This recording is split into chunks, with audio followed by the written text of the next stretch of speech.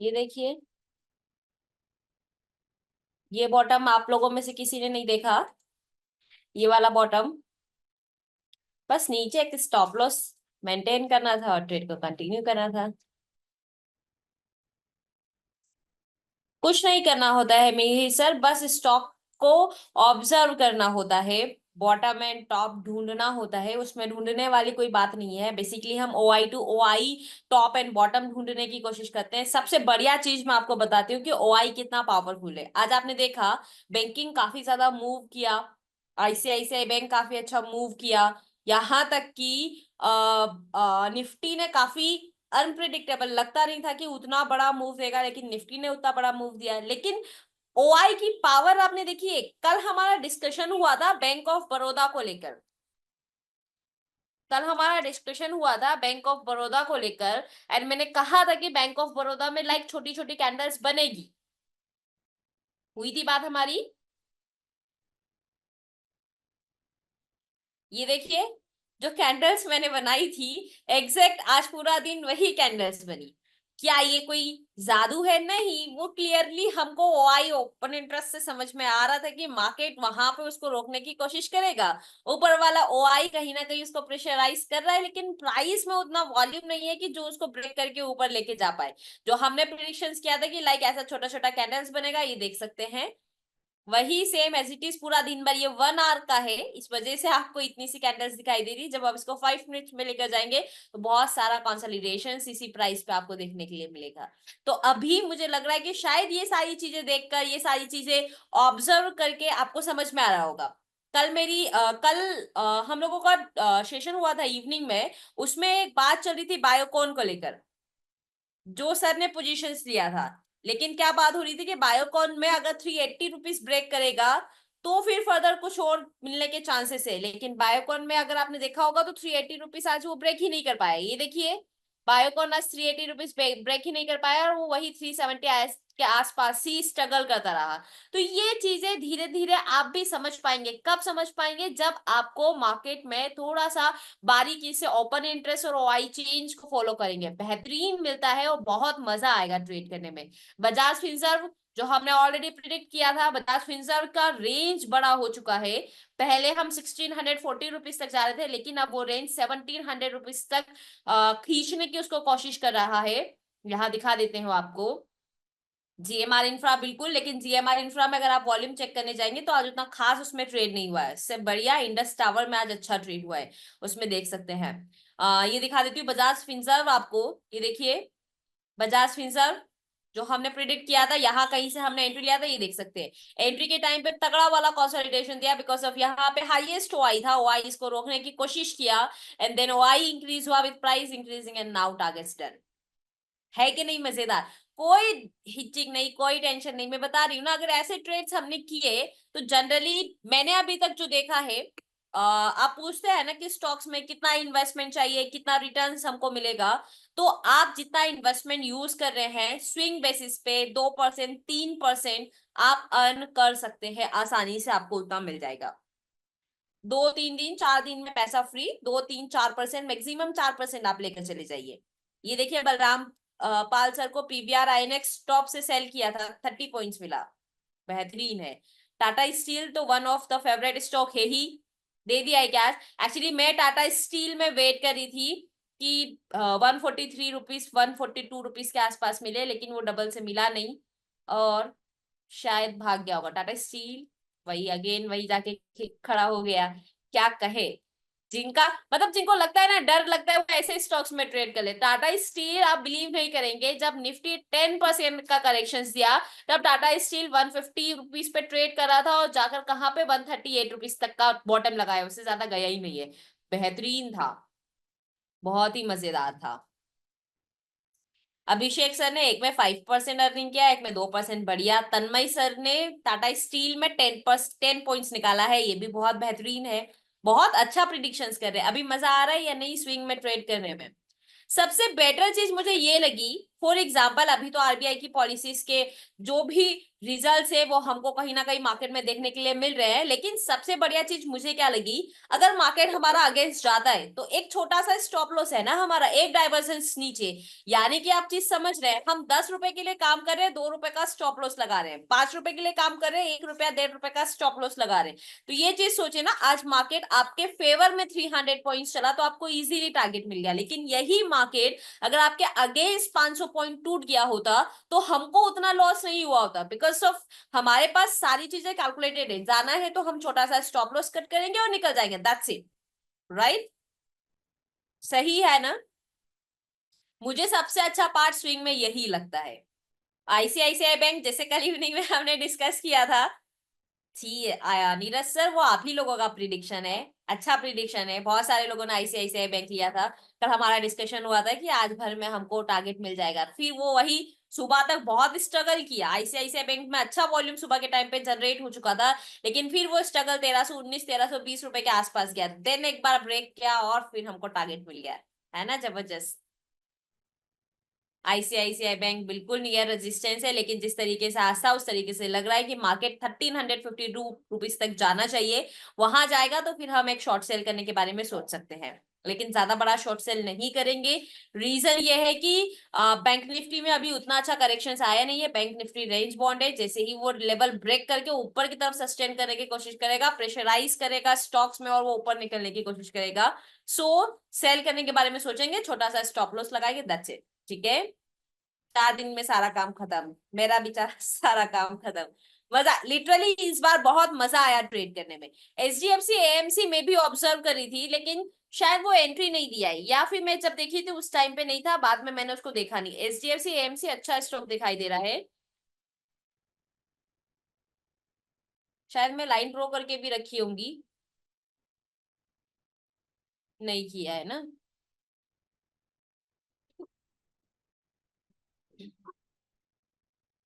बहुत बड़ा स्टॉक है। अच्छा, 4000 बॉटम में जो ऑलरेडी दे दिया है। अच्छा, आया नहीं है अभी 4000 बॉटम ना, टॉप पे चल रहा है वही, आया नहीं है अभी। बहुत बड़ा स्टॉक है, बहुत बड़ा स्टॉक है। नहीं, इतने बड़े स्टॉक में हम ट्रेड करने नहीं जाएंगे। बाकी मजा आया। पहले 4000 बॉटम था, अब 4200 बॉटम हो गया ऐसा। लेकिन इतने बड़े स्टॉक में क्या होगा ना कि हम कम पॉइंट्स लेके निकल जाएंगे, फ्लक्चुएशंस मूवमेंट जल्दी मिल जाएगा, लेकिन थोड़ा सा रिस्की रहेगा, लिटिल बिट रिस्की बोल सकते हैं आप, क्योंकि बड़ा स्टॉक है। आइसर मोटर मुझे एक अच्छा स्टॉक दिखाई दे रहा है, बॉटम पे है या नहीं मैंने चेक नहीं किया है, दिखा देते हैं आपको।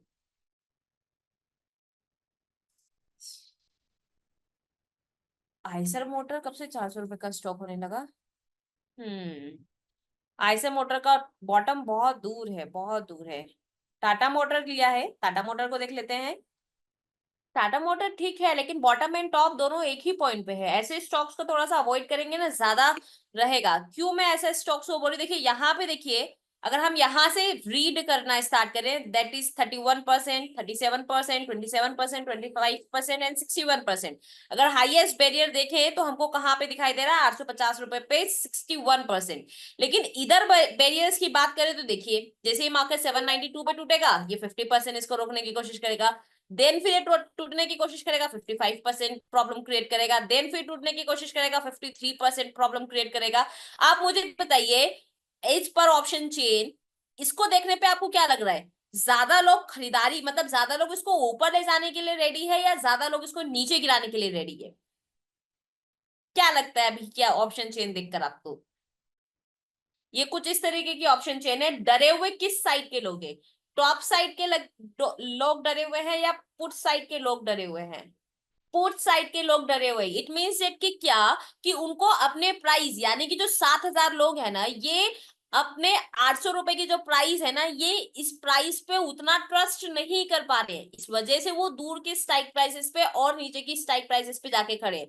यानी कि टॉप फिक्स्ड है, 800 रुपए का टॉप है, ये ऊपर ब्रेक किया तो फर्दर 850 रुपए निकलने के चांसेस है, लेकिन ज्यादा ये अपने आप में ज्यादा कॉन्फिडेंट है कि हम 800 रुपए से इसको टूटने ना देंगे, और ये थोड़े कम कॉन्फिडेंस है, इनको पता है कि मार्केट 792 रुपीज टूटेगा और नीचे फिसल जाएगा। तो अगर आपने 800 रुपए से सेल किया है तो अच्छी बात है, 792 रुपीज पे हाफ क्वांटिटी बुक करके नीचे की तरफ ट्रेवल कर सकते हैं। वैसे पॉसिबल नहीं है क्योंकि फ्यूचर में लिया होगा, लेकिन अगर बाइंग किया होगा तो स्ट्रिक्ट स्टॉप लॉस लगाइए।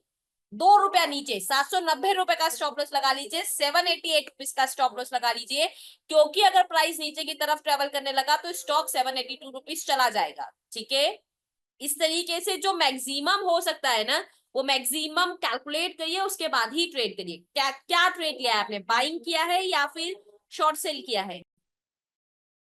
बाई किया है ना, 783, 801 रुपए पे निकाल सकते हैं, 800 रुपए पे निकाल दीजिएगा सर, मिल जाएगा 800 रुपया। ठीक है, टीसीएस में बेचने के बारे में सोचना है तो 4557 एक अच्छी एंट्री हो सकती है। खरीदारी करने के लिए अभी फिलहाल बॉटम नहीं है। ठीक है, इंडिया होटल देख लेते हैं, चलिए। अभी फिलहाल ऑलरेडी इंडिया होटल ट्रेड्स दे चुका है, 820 आ गया है। एंड फर्दर बहुत डेटा ज्यादा है नहीं। कैश में थोड़ा सा भी प्राइस ऊपर की तरफ मूव किया तो 830, देन 840, इस तरीके से फर्दर मूव हो सकता है। इसलिए खरीदारी करने के लिए ठीक था जो बॉटम मिला। अभी भी खरीदारी करने के बारे में सोच सकते हैं कभी, जब 793 रुपीज का लेवल मिलेगा तभी। लेकिन ऑलमोस्ट ऊपर चल रहा है, सो बेचने के बारे में प्रेफर नहीं करेंगे अभी। ठीक है, अभी तक कोई ऐसी पोजीशन जो फंसी हो हमारी? सिर्फ जीएमआर इंफ्रा, वो भी प्रॉफिट में चल रहा है ना?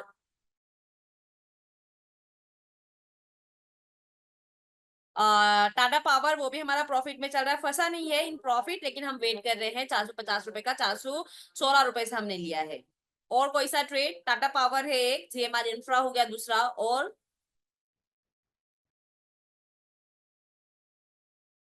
कोई ट्रेड? अच्छा, आपने हाफ बुक कर लिया, बेहतरीन है सर, बढ़िया है। हाफ क्वांटिटी 450 के लिए वेट करेंगे।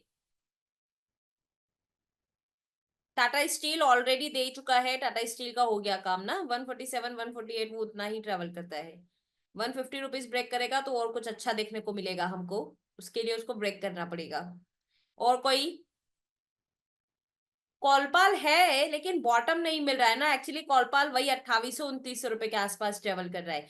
2600 रुपए का ना बॉटम मिले चलिए ठीक है, लेकिन 2700 रुपए के आसपास भी बॉटम मिल जाएगा ना तो मुझे लगता है कि वो एक अच्छा बॉटम होगा। लेकिन अभी बॉटम से 300 पॉइंट ऊपर चल रहा है। लॉन्ग प्रोस्पेक्टिव के लिए तो अच्छा है तन्मय सा, ये तो मैं पहले भी आपको कही थी कि लॉन्ग प्रोस्पेक्टिव के लिए कॉलपाल में कोई बुराई नहीं है, बेहतरीन है वो। क्योंकि वो एक मात्र ऐसा स्टॉक था जो 4,3800 रुपए के लेवल से हमको 2700 रुपए 2600 रुपए के लेवल पे मिल रहा था। वापस से आने के चांसेस है, रखे रह सकते हैं, कोई बुराई नहीं है। अरे बढ़िया है, फिर बढ़िया है।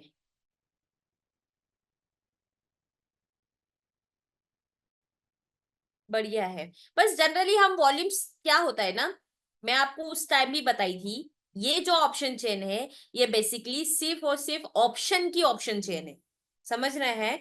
यहाँ पे जो फ्यूचर में ट्रेड्स हो रहे हैं वो ऑप्शन चेन में ऐड नहीं हो रहा है। यहाँ पे जो कैश में ट्रेड हो रहे हैं वो ऑप्शन चेन में ऐड नहीं हो रहा है। हाँ, रिफ्लेक्ट जरूर होता है। रिफ्लेक्ट कैसे होगा? जैसे कि आपको लग रहा है कि फ्यूचर में प्राइस बढ़ रहा है तो आप क्या करेंगे, आप सिंपली कॉल ऑप्शन की तरफ ट्रेड करना स्टार्ट कर देंगे, इसलिए कॉल साइड की वॉल्यूम बढ़ना स्टार्ट हो जाती है।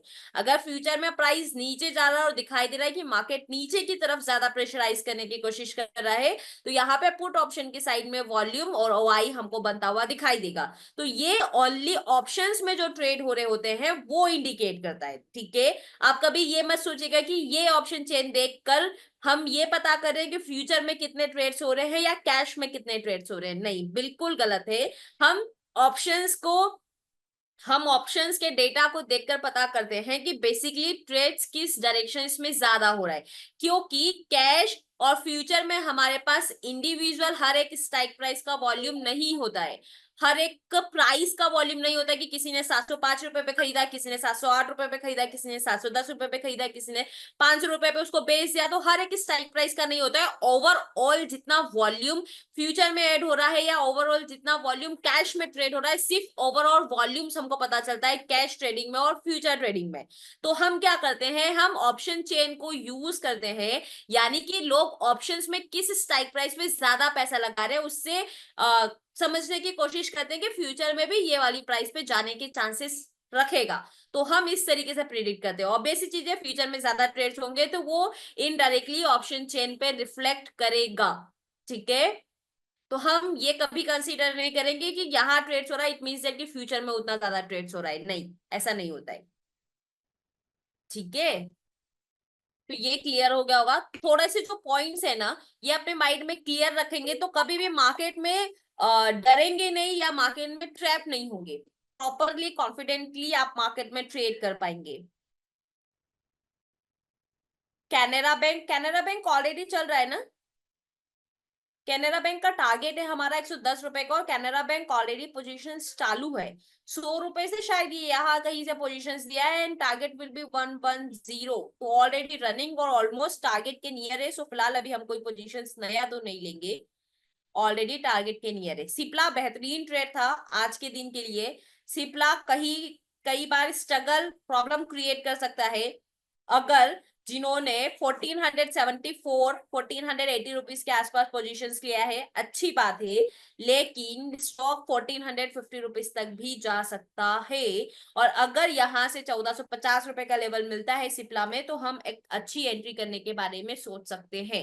और जिन्होंने ऑलरेडी पोजीशंस लिया है, वैसे तो मुझे अब कम चांसेस दिखाई दे रहे हैं वापस से 1450 रुपीज जाने के। मैं आपको दिखा देती हूँ, अगर आप सिप्ला का ये देखेंगे, मैं आपको बता दूं, अगर आप सिप्ला का सुबह से ऑप्शन चेन देखेंगे, जो बेसिकली मैंने ऑब्जर्व किया, एक्चुअली ये वाला हाईएस्ट वाई सुबह से यहीं पे था।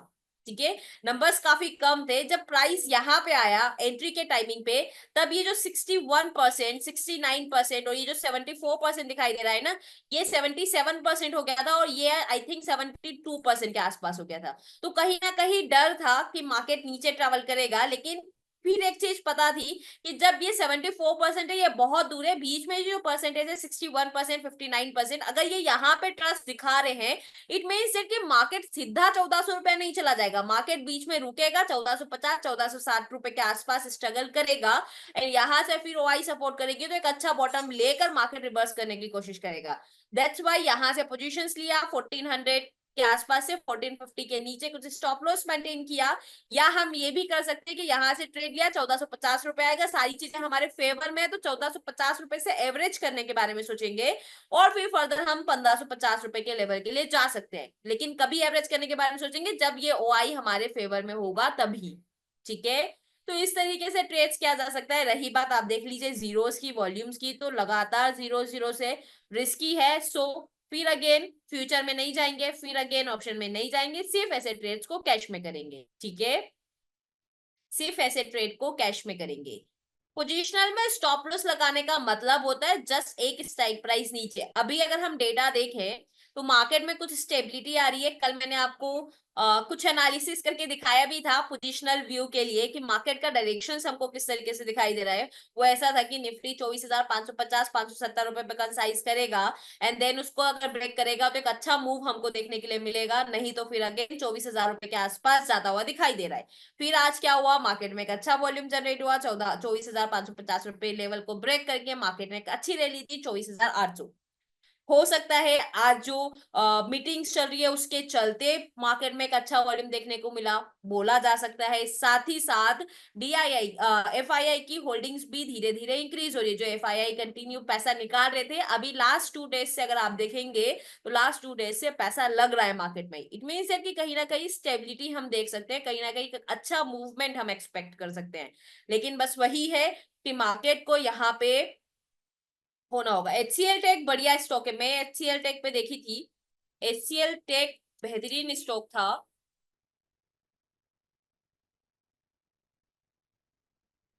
एचसीएल टेक अच्छा स्टॉक है, लेकिन फिर वही है कि सपोर्ट एंड रेजिस्टेंस ज्यादा दूरी पे नहीं थे, और बॉटम बहुत दूर था 1800 रुपीज पे। 98% पहले भी ऐसा ही था।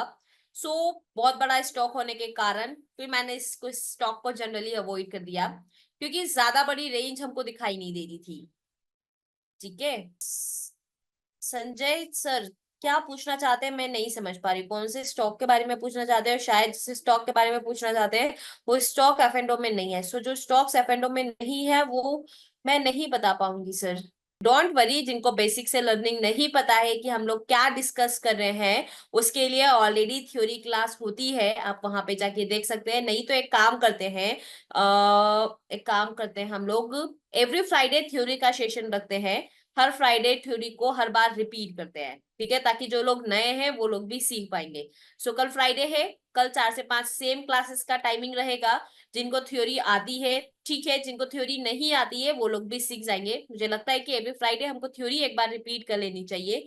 इन थ्योरीज में हम वही Y to Y swing basis पे हम लोग क्या क्या देखते हैं, किन किन चीजों को देखकर हम अपने ट्रेड्स को ज्यादा मॉडिफाई कर सकते हैं, वो सारी चीजें हम वहां पे डिस्कस करेंगे। आईडीडी ब्लास्ट के बारे में बात करेंगे एंड आईडीडी पिक्स के बारे में बात करेंगे, ठीक है।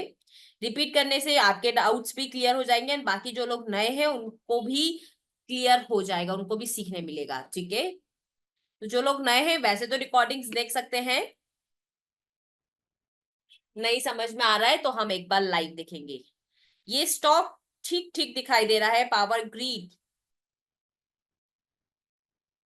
अच्छी रेंज दिखाई दे रही है, पावर ग्रिड में 317 रुपए का लेवल। एक बारी चार्ट पे देख लेते हैं पावर ग्रिड को।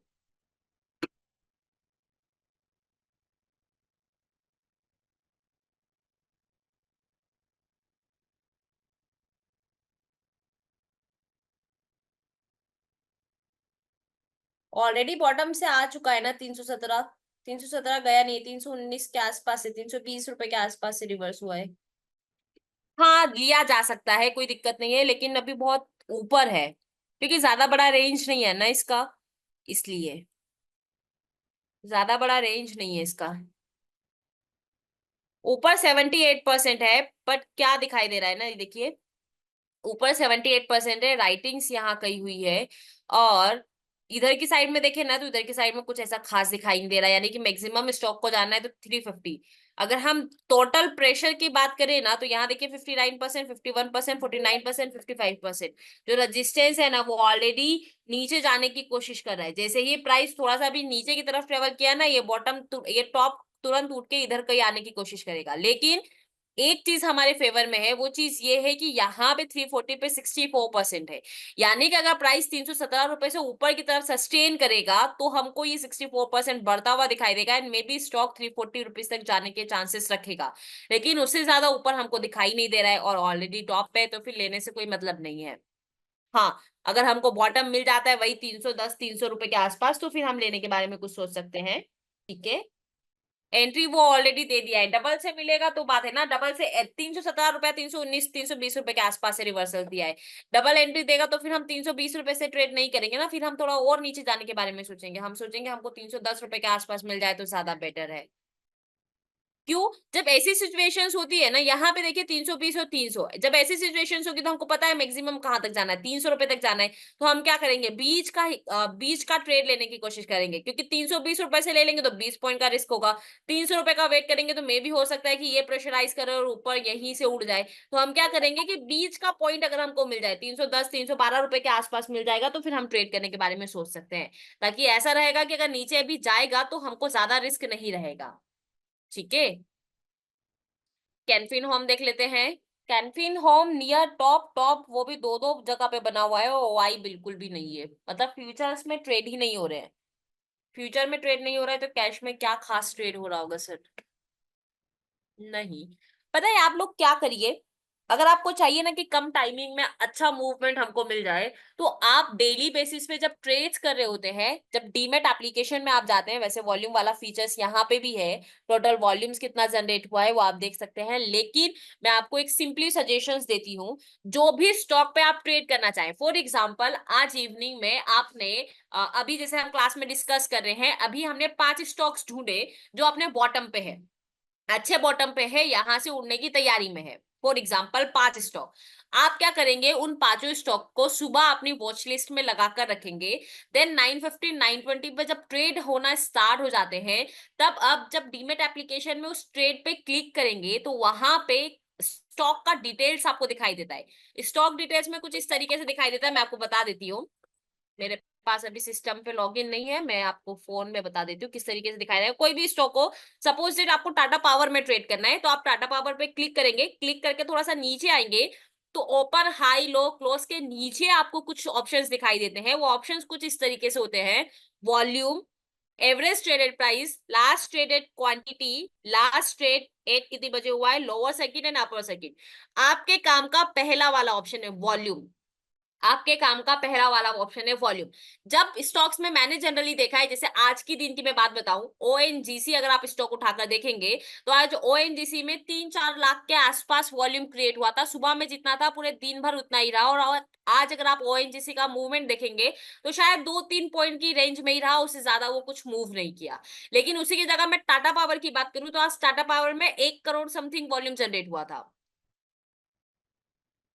आज टाटा पावर में 1 करोड़ समथिंग वॉल्यूम जनरेट हुआ था एंड काफी अच्छा मूवमेंट हमको देखने के लिए मिला है। तो जब वो 5 स्टॉक्स आप अपनी वॉच लिस्ट में ऐड कर लेंगे, फिर उसको आप ऑब्जर्व करेंगे 10 मिनट 15 मिनट कि बेसिकली उसमें वॉल्यूम किस स्पीड में आ रहा है, कितनी तेजी से इंक्रीज हो रहा है। जिस स्टॉक्स में वॉल्यूम ज्यादा तेजी से बनेगा उस स्टॉक में ज्यादा तेजी से मूवमेंट मिलने के चांसेस होते हैं। जिस स्टॉक्स में कम वॉल्यूम्स होता है वो स्टॉक वही वही कंसोलिडेट होते हुए हमको दिखाई देंगे। तो आप जब कंफ्यूज हो जाते हैं ना कि मेरे पास 3 पोजीशन है, मेरे पास 4 पोजीशन है, इन सब में से मैं कौन सी पोजीशंस में एंट्री करूं जो मुझे जल्दी रिटर्न्स दे दे, तो आप इस तरीके से इजीली प्रिडिक्ट कर सकते हैं। अब मैंने वॉल्यूम यहां पे देखने के लिए आपको क्यों कहा, क्योंकि अगर हम यहाँ पे वॉल्यूम देखेंगे, देखिए टोटल सीई वॉल्यूम और टोटल पीई वॉल्यूम, यहाँ पे अगर आप देखेंगे तो ये चीज आपको क्लियर हो जाएगी कि कॉल साइड में ज्यादा वॉल्यूम है या पुट साइड में। लेकिन ये चीज से हमको ये क्लियर नहीं होगा कि ओवरऑल कितना वॉल्यूम जनरेट हो रहा है। तो बेहतरीन ऑप्शन है कि वॉल्यूम वाले ऑप्शंस पे चले जाइए, वहां पे कैश में कितना ट्रेडिंग हो रहा है वो आपको वॉल्यूम्स वहां पे दिखाई देगा। तो आपको एक आइडिया हो जाएगा कि कितने चांसेस है मूवमेंट्स मिलने के।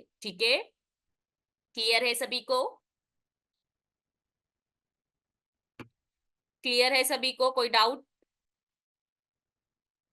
कैसे देखना है, अभी तो ये लॉगिन नहीं हो पाएगा, लेकिन ये जब लॉगिन हो जाएगा, कल अगर होगा तो मैं इसको लॉगिन करके आपको दिखा दूंगी। ठीक है, ये हमको ज्यादा मूवमेंट्स मिलने के चांसेस देता है। जैसे कि मैं आपको बताऊं ओएनजीसी में, जिस तरीके से बताया, ओएनजीसी में वॉल्यूम की बात करूं तो हाँ, लास्ट में अच्छा वॉल्यूम जनरेट हुआ था।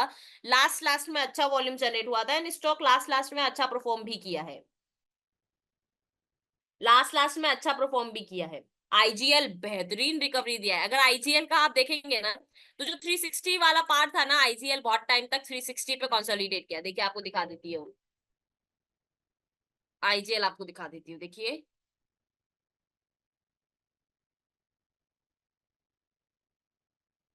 ये देखिए, ये कंसोलिडेशन दिखाई दे रहा है 360 पे जो मैं कही थी। Every candle touch 360। यहां से देखेंगे ना आप, 11:15 से 1 2 3 4 5 6 7 8 9 10 11 12, यहाँ तक कंटिन्यूसली 13 आवर्स वो वही वही वैल्यूज पे स्ट्रगल किया। देन क्यों स्ट्रगल किया वो भी मैं आपको दिखा देती हूँ। देखिए आ जाइए, आईजीएल पे आ जाइए। 360 पे जो स्ट्रगल किया, वो कहीं ना कहीं ये बॉटम 70% और कहीं ना कहीं यहाँ पे ये टॉप, जब इसका हिस्टोरिकल चेक करेंगे ना तब आपको समझ में आएगा। पहले ये जो था ये 350 रुपीज पे हाईएस्ट आई था, देन ये फिर शिफ्ट होकर 400 रुपीज पे आया है। दिखा देती हूँ आपको वो भी। चलते हैं हिस्टोरिकल पे, स्टार्ट करते हैं हिस्टोरिकल से देखना आईजीएल को, क्यों स्ट्रगल किया एंड देन क्यों ब्रेकआउट हुआ और कितना फास्ट तेजी से वो ओआई शिफ्ट हुआ, वो सब कुछ आप यहाँ पे देख सकते हैं। परफेक्टली आप आइडिया लगा सकते हैं। चलिए यहाँ पे 10 बजे ले लेते हैं हम टाइम। ये देखिए, जब एक कॉन्ट्रैक्ट स्टार्ट हुआ था तब आपको कहाँ दिखाई दे रहा था, बॉटम दिखाई दे रहा था 313 रुपए पे। बॉटम नीचे की तरफ प्रेशराइज करने की कोशिश कर रहा था, ओआई सपोर्ट कर रहा था, यानी कि 313 रुपए से चलने के लिए तैयार था 323 रुपए तक। एंड देन जो टॉप था 330 से जाने की कोशिश क्या कर रहा था 340 पे। ठीक है, यानी कि टॉप पहले क्या था, मैक्सिमम हमको दिखाई दे रहा था कि स्टॉक 340 रुपए तक जा सकता है। और देखिए नेक्स्ट डे देखिएगा आप, परसेंटेज आप देखिए 60%, 60%। ठीक है, नेक्स्ट डे चल देते हैं। ये देखिए, पहले जो परसेंटेज 340 पे था वो परसेंटेज कहाँ पे उठ के आ गया 350 पे, और एक परसेंटेज हमको कहाँ दिखाई दे रहा है 400 रुपए पे। यानी कि इसको स्ट्रगल कहाँ करना है, 350 रुपए के आसपास इसको स्ट्रगल करना चाहिए था। और चल देते हैं, इसी डेटा को थोड़ा सा आगे ले चलते हैं। 3 तारीख ही रहने देते हैं, टाइमिंग थोड़ा आगे कर देते हैं।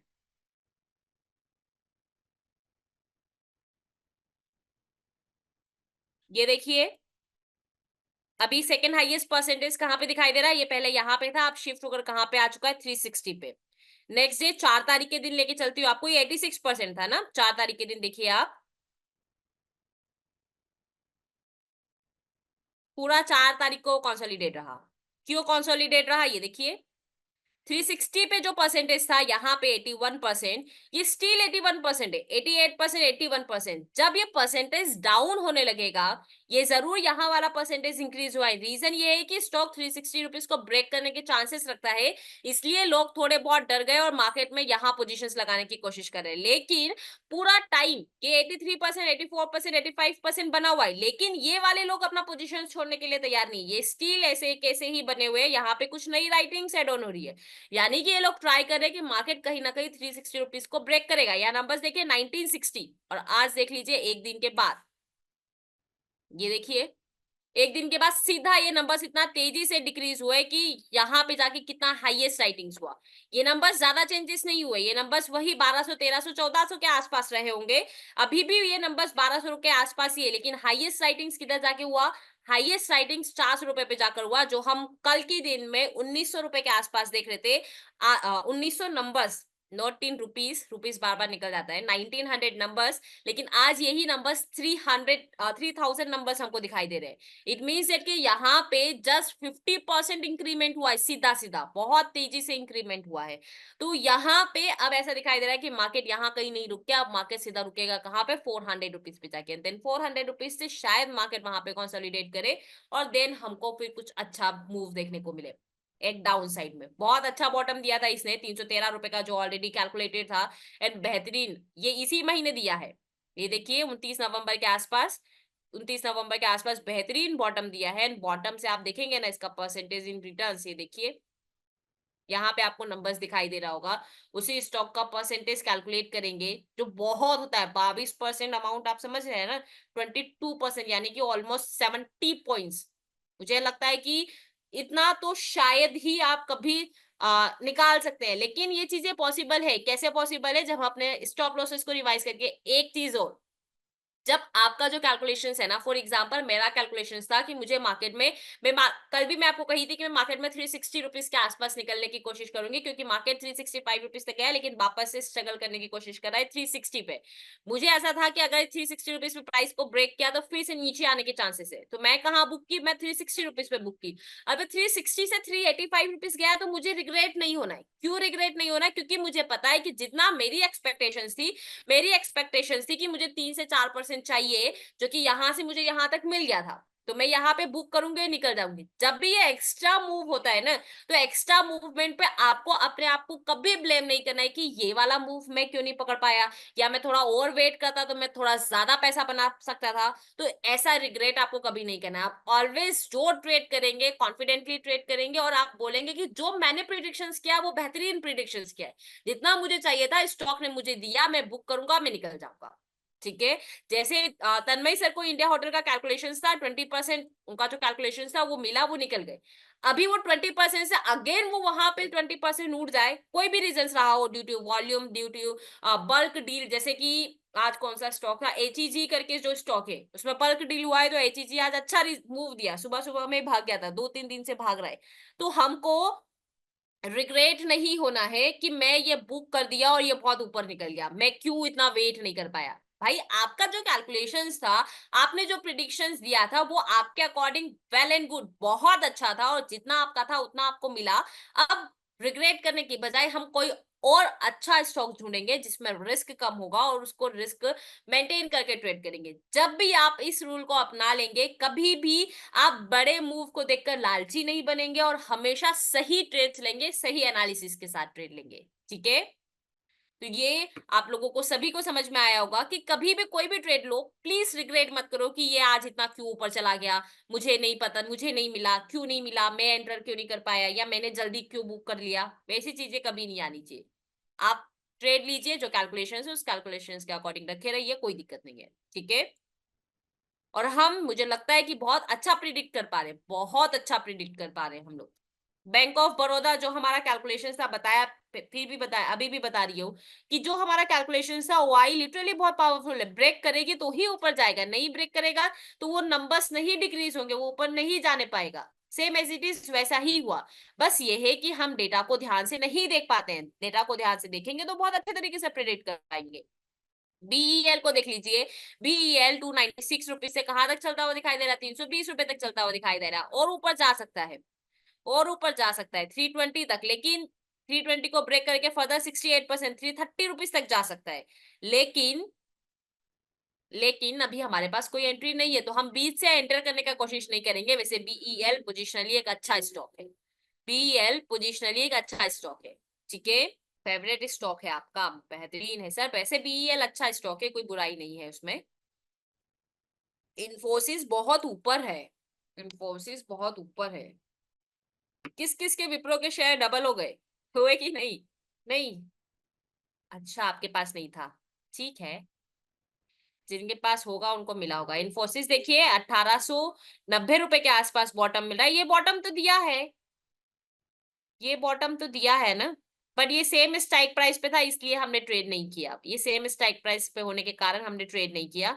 एंड यहाँ पे देख सकते हैं ये परसेंटेज बहुत तेजी से इंक्रीज हुआ है, 2580 बहुत तेजी से इंक्रीज हुआ है। नाउ ये 4450 पहले से बना हुआ है, लेकिन थोड़ा सा शांत है। 2000 रुपए तक जा सकता है, लेकिन बीच में 1960 रुपीज पे कुछ टाइम स्ट्रगल करेगा। 1960 1940 रुपए के आसपास मार्केट स्ट्रगल करेगा, देन फिर 2000 रुपए के आसपास की रेंज हमको दिखाई दे रही है, ठीक है। क्या बात कर रहे हैं, बहुत पुराना है विप्रो। विप्रो मुझे ऐसा लगता है कि सबसे ज्यादा बोनस स्प्लिट, मतलब सबसे ज्यादा शेयर्स उसी में मिलते हैं, डबल होने के चांसेस उसी में रहते हैं। अनिल शर्मा सर, ऐसा नहीं है कि हमने वो 5 स्टॉक्स ढूंढ लिए हैं, वो 5 स्टॉक आपको खुद से ढूंढने पड़ेंगे। ढूंढना कुछ नहीं है, सिंपली आपको यहाँ पे आना है एलटीपी कैलकुलेटर पे। एलटीपी कैलकुलेटर पे जाने के बाद आपको यहाँ वाले ऑप्शंस, आईडीडी स्विंग वाले ऑप्शंस पे जाना है। आईडीडी स्विंग वाले स्टॉक्स पे जाने के बाद यहाँ पे आपको स्टॉक के प्राइसेस को मैच करना है। जो पुट हाईएस्ट ओआई रिवर्सल्स और सीएमपी इक्वल इक्वल दिखाई दे या नियर भी दिखाई दे, तो ऐसे स्टॉक्स को आपको ऑप्शन चेन पे देखना है और ढूंढना है खुद से, और देखना है कि उसमें कितना रिस्क है, 75% 80% कितना वो डब्ल्यूटीबी है। इस स्टॉक्स में आपको डेफिनेटली कोई ना कोई स्टॉक मिल जाएगा, ठीक है। कोई ना कोई स्टॉक आपको मिल जाएगा, वो स्टॉक को आपको नजर बना के रखनी है। रही बात ट्रेड करने की, तो ट्रेड करते टाइम हम वॉल्यूम देखेंगे कि एग्जैक्टली आज दिन में उसमें कितना ट्रेड्स हो रहा है, और देन फिर हम ट्रेड करेंगे, ठीक है। क्लियर है? यूपीएल को देख लेते हैं, चलिए। थोड़ा आप लोग भी मेहनत करेंगे तो आप लोगों को भी अच्छे तरीके से समझ आएगा। What are calculations of UPL, ये मुझे ही दिखाई दे रही है, ये सच में ऐसी कैलकुलेशंस है? ये ऐसा क्यों दिखाई दे रहा है यूपीएल का डेटा? हम्म,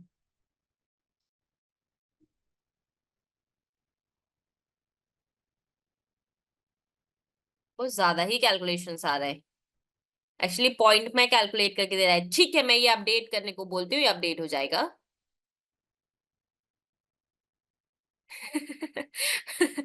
बोल सकते हैं, मैं अब बोलती हूँ अपडेट करने के लिए ना। एक्चुअली कैलकुलेशंस उसकी ज्यादा बड़ी दिखाई दे रही है, बस और कुछ नहीं। अरे नहीं, ये देखिए ना, ये पॉइंट में है, ये पॉइंट के बाद की कैलकुलेशंस ज्यादा दिखाई दे रहा है, पॉइंट के बाद के नंबर्स हटे नहीं है वैसा। यहाँ देखिए, यहाँ 873 पॉइंट करके है कुछ, तो 873 का वॉल्यूम है, 649 का वॉल्यूम है, 130 का वॉल्यूम है, ये डॉट लगा है बीच में, 303 का वॉल्यूम है, बीच में डॉट लगा है। वो डॉट के बाद की जो कैलकुलेशंस होती है ना डेसिमल के बाद की, वो डेसिमल्स के बाद की कैलकुलेशंस हटी नहीं है, इसलिए वो इतना नंबर्स दिखाई दे रहा है, इस वजह से वो इतना नंबर्स दिखाई दे रहा है, बाकी कुछ नहीं।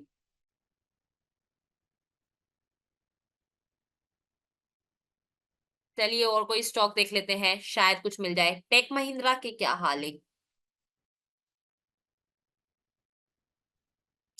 टॉप, अरे बेहतरीन टॉप है टेक महिंद्रा का, 1807।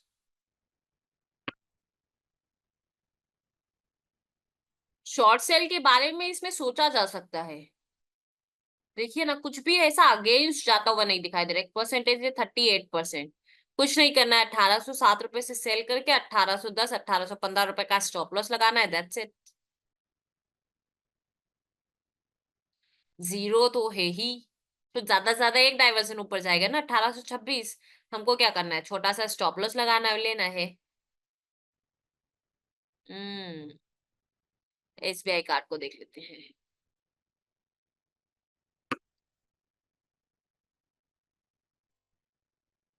बहुत दूर है एसबीआई कार्ड। ऐसा कोई स्टॉक नहीं है जो नियर ओआई स्टैंड कर रहा हो, अच्छा कंसोलिडेशन हुआ हो।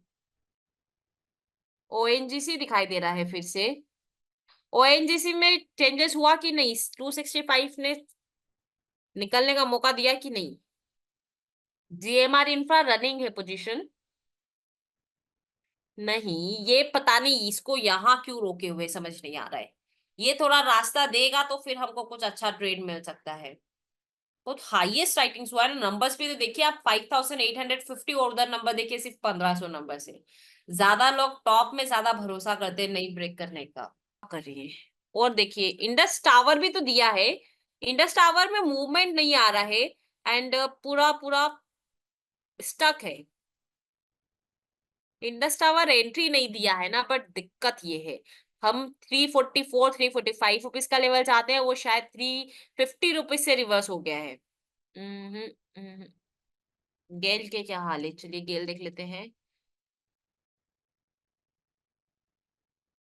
गेल 210 रुपए का टॉप। नहीं, कुछ खास नहीं। और कल कुछ स्टॉक्स हमने प्रिडिक्ट किए थे ना जो हमको बॉटम पे दिखाई दे रहे थे, उनके आज क्या हाल है, एंट्री दिया है कि नहीं। कल हमने कुछ स्टॉक्स प्रिडिक्ट किए थे जो बॉटम से थोड़ा सा दूर थे, लेकिन हम सोच रहे थे कि आज में शायद एंट्री दे देंगे।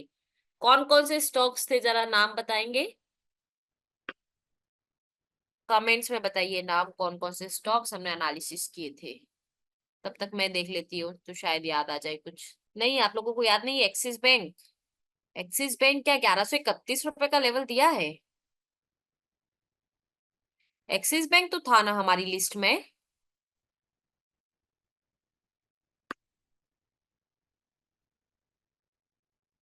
ऑलरेडी दे चुका है। तगड़ा कंसोलिडेशन देन ब्रेकआउट, क्या बात है।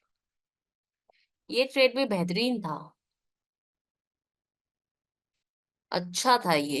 एनटीपीसी हो चुका है काम। एनटीपीसी हो चुका है, डबल दिया नहीं है, 2 तारीख को ही ट्रेड दे दिया है ये। हाँ, सन फार्मा था एक, सन फार्मा के क्या हाल है, एंट्री दिया या नहीं।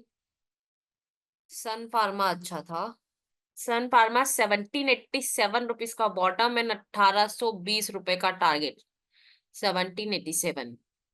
क्या बात कर रहे हैं, ये तो बेहतरीन था। आज ही एंट्री दिया है, 11:15 पर। And target will be 1824। गजब। एंड वही से फॉल भी दे दिया। ये तो बेहतरीन ट्रेड था, इंट्राडे भी काम हो गया, पोजिशनल भी काम हो गया। एक ही दिन में 2%। बेहतरीन। सन फार्मा किए थे कि नहीं। ये देखिए सन फार्मा, ये तो हमारा कल से था ना। 1787 रुपीज पर ट्रेड करेंगे, 1824 रुपीज टारगेट होगा। कल वाली क्लास में शायद हमने डिस्कस किया था, स्टॉप लॉस लगेंगे छोटा सा 1767 का। मार्केट सुबह ओपन हुआ इधर, सुबह ओपन होते ही लो लगाया 1778 रुपीज का, एंड देन एंट्री दिया, एंड परफेक्ट 1 2 3 4 आवर्स में टारगेट डन। और एग्जैक्ट बात ये देखिए कि मार्केट वही टॉप लगाया जहां पे highest OI and volume strain करा था, एंड देन वहीं से फॉल दे दिया। ये देखिए, वहीं से फॉल। बेहतरीन था ये तो। नहीं किए। आप में से कोई लोग किया था बॉटम वाला ट्रेड। नहीं, राकेश सर ने किया था, नयन सर ने नहीं किया था। क्या फिर जब मैं स्टॉक्स बता भी दे रही हूँ, प्राइसेस पे भी बता दे रही हूँ, तब भी आप उन स्टॉक्स को ऑब्जर्व नहीं कर पा रहे हैं, छोड़ दे रहे हैं, तो कैसे काम चल पाएगा। इतने अच्छे ट्रेड्स नहीं करेंगे तो फिर क्या ट्रेड्स करेंगे। इतने अच्छे ट्रेड्स नहीं करेंगे तो फिर हम क्या ट्रेड कर पाएंगे। एचडीएफसी लाइफ भी डिस्कस हुआ था, देख लेते हैं एचडीएफसी लाइफ को कल वाली क्लास। अरे तो हम तो कैश में कर रहे हैं ना मिहिर सर, वॉल्यूम्स है, जीरोस भी हैं, सब समझ रहे हैं, हमको एक छोटा सा स्टॉप लॉस रखना है, ट्रेड करना है, दैट्स इट। क्या होगा, ज्यादा से ज्यादा छोटा सा स्टॉप लॉस टिकट होगा या आपको बड़ा टारगेट देख के चला जाएगा। एक चीज ये भी तो देखिए कि छोटा सा स्टॉप लॉस, एक डाइवर्सेंस नीचे, 10 रुपए का स्टॉप लॉस है, 30 रुपए के लिए काम कर रहे हैं, तो बुराई क्या है। बजाज ऑटो ने भी एंट्री दी है, ये भी हमारा कल डिस्कस हुआ था। 632 एचडीएफसी लाइफ, क्या 632 रुपए गया है।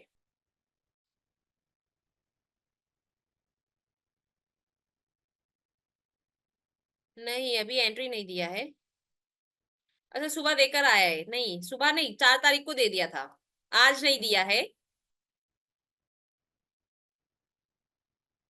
ये भी बहुत अच्छा स्टॉक था, लेकिन बॉटम थोड़ा सा रिस्की था, बॉटम थोड़ा सा रिस्की था, क्योंकि नीचे भी कुछ परसेंटेज है।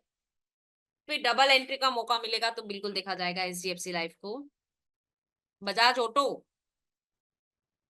कितने अच्छे अच्छे, मेरे को ऐसा लग रहा है कि लास्ट मंथ की भरपाई ये वाला महीना कर देगा। जो लास्ट मंथ में वैसे तो लॉसेस नहीं हुआ, लेकिन परेशान बहुत किया। बजाज ऑटो में भी स्टिल रिस्की, थोड़ा रिस्की हो सकता है, कुछ नहीं करना है, डरना नहीं है। ये 71% से लगता है कि अगर मार्केट नीचे की तरफ ट्रेवल करेगा तो ये 71% इंक्रीज हो सकता है, बट आपको छोटा सा 8,814 रुपए का स्टॉप लॉस लगाना है एंड देन वेट करना है, ठीक है। क्योंकि मार्केट मुझे लगता है कि 9,004 रुपीज तक जाने की कैपेसिटी रखता है। लेकिन प्रॉब्लम ये है कि यहाँ पे भी एक 75% है, 71% है, साथ ही साथ ये नंबर्स आज ही आए हैं, आज ही एड ऑन हुए हैं, ठीक है। तो ये स्पेशली ध्यान रखिएगा, बिकॉज ऑफ ये 50% था और आज ही ये नंबर्स को एड ऑन होकर ये नंबर्स टोटल इसको 71% कर दिया, ऑलमोस्ट 50% का इंक्रीमेंट तो आज ही हो चुका है। सो कहीं ना कहीं ये प्रॉब्लम क्रिएट करेगा, तो छोटा सा स्टॉप लॉस रखेंगे और निकल जाएंगे, बिकॉज ऑफ ये लेवल गया और ये लेवल को ब्रेक किया तो मार्केट और ज्यादा नीचे 8,000 तक जाने के चांसेस रखेगा, ठीक है। तो आज आपका यही काम है कि सिंपली आपको कुछ नहीं करना है, सिंपली आपको अभी जाना है। यहां से जाने के बाद आपको ये देखना है कि आज पर्टिकुलर किस सेक्टर्स में अच्छा मूवमेंट आया है, लास्ट के 3-4 दिन में कौन सा सेक्टर्स अच्छा परफॉर्म कर रहा है, क्योंकि ये वीक में पूरा वीक बेहतरीन रहा। फिर आपको जाकर देखना है आपके आईडीडी स्विंग वाले ऑप्शंस पे कि कौन कौन से स्टॉक्स आपको बॉटम पे दिखाई दे रहे हैं और अच्छा बॉटम दिखाई दे रहे हैं। अच्छा बॉटम इट मीन्स है कि ऐसे नीचे की साइड में वीकनेस नहीं दिखाई दे रही है, साथ ही साथ रेजिस्टेंस हमको सपोर्ट साइड पे आता हुआ नहीं दिखाई दे रहा है। ऐसे स्टॉक्स को लिस्ट बनाकर रखेंगे, सुबह वॉल्यूम्स चेक करेंगे और ट्रेड करेंगे, ठीक है। तो फिलहाल मेरी तरफ से इतना ही, अगर स्टॉक्स ढूंढने में कोई प्रॉब्लम आता है तो कल मुझे बिल्कुल बताइएगा। हम लोग इवनिंग में डिस्कस करेंगे कि बेसिकली स्टॉक्स को कैसे ट्रेक किया जाए और पहले कैसे एक दिन पहले पता कर सकते हैं कि पर्टिकुलर इस स्टॉक में अच्छा मूवमेंट्स आने वाला है, ठीक है। वैसे कोई दिक्कत नहीं है, लाइव में भी हमको इजीली ट्रेड्स मिल जाते हैं, तो हम लाइव में भी अच्छे ट्रेड्स कर सकते हैं, ठीक है। तो फिलहाल मेरी तरफ से आज के लिए इतना ही। फिर हम लोग कल 4 से 5 मिलेंगे, कल 4 से 5 याद दिलाइएगा, थ्योरी पार्ट भी हमको कवर करना है, जो थ्योरी भी हम लोग सीखेंगे, साथ ही साथ स्टॉक को एक दिन पहले कैसे एनालिसिस करके रखना है वो भी सीखेंगे, ठीक है।